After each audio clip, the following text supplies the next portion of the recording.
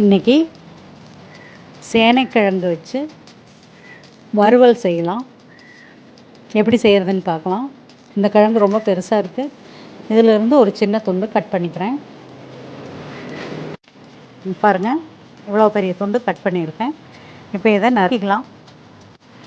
சேனைக்கிழங்கு தோல் சீவி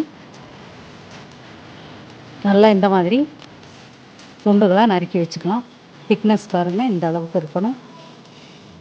3 முறை நல்லா கழுவி மண்ணெல்லாம் போகிற மாதிரி சுத்தமாக கழுவி வச்சுக்கலாம். அப்புறம் எப்படி செய்கிறதுன்னு பார்க்கலாம் வாங்க. ஸ்டவ் ஆன் பண்ணி ஒரு பாத்திரம் வச்சு தண்ணி விட்டுக்கலாம்.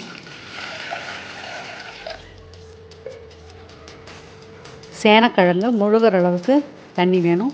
இப்போ சேனைக்கிழங்க போட்டுக்கலாம். இந்த மாதிரி முழுகிற அளவுக்கு தண்ணி இருக்கட்டும். இதில் உப்பு போட்டுக்கலாம். உப்பு போட்டு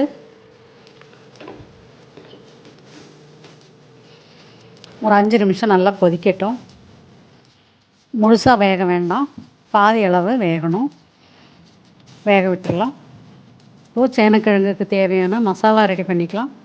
அதுக்காக 2 ஸ்பூன் மைதா போட்டுக்கலாம். தேவையான அளவு உப்பு, 1/2 ஸ்பூன் மஞ்சத்தூள்,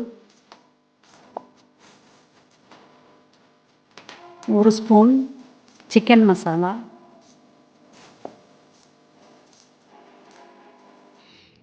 2 ஸ்பூன் மிளகாத்தூள், 1/2 ஸ்பூன் இஞ்சி பூண்டு விழுது, 2 ஸ்பூன் கார்ன்ஃப்ளவர்.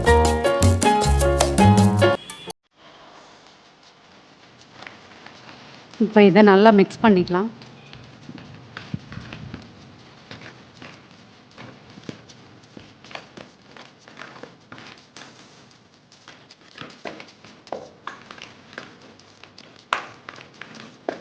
எப்படியே இருக்கட்டும். சேனைக்கிழங்கு வேக வச்சதை எப்படி இருக்குன்னு பார்க்கலாம்.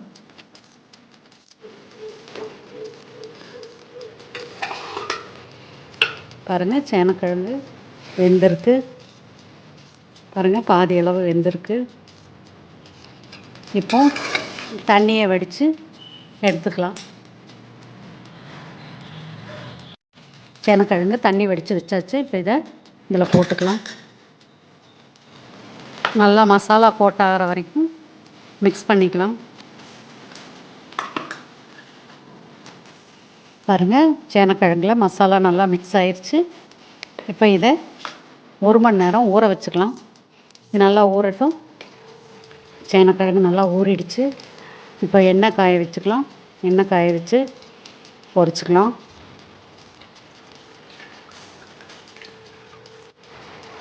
எண்ணெய் காஞ்சிருச்சு.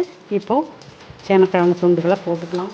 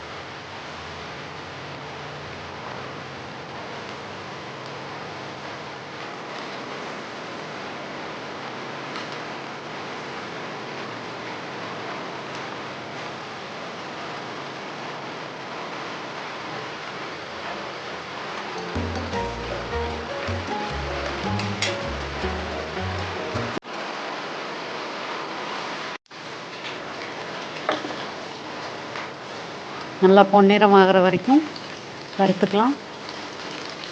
பாருங்கள், ரெடி ஆகிடுச்சு. இப்போ எண்ணெயிலேருந்து எடுத்துக்கலாம்.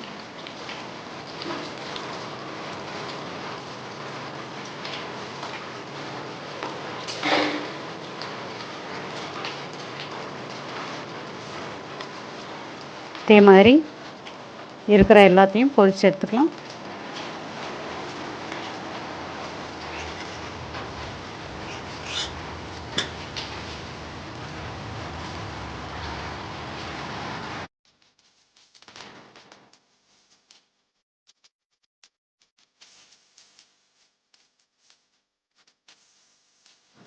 பாருங்கள், சேனக்கிழங்கு வறுவல் ரெடி ஆகிடுச்சு. நீங்களும் இதே மாதிரி செஞ்சு சாப்பிட்டு எப்படி இருக்குன்னு சொல்லுங்கள். இது ரொம்ப டேஸ்டியாக இருக்கும். கண்டிப்பாக ட்ரை பண்ணுங்கள். நீங்கள் சாப்பிட்டு பார்த்தீங்கன்னா தான் இதனுடைய ருசி தெரியும். மீண்டும் அடுத்த வீடியோவில் உங்களை சந்திக்கிறேன்.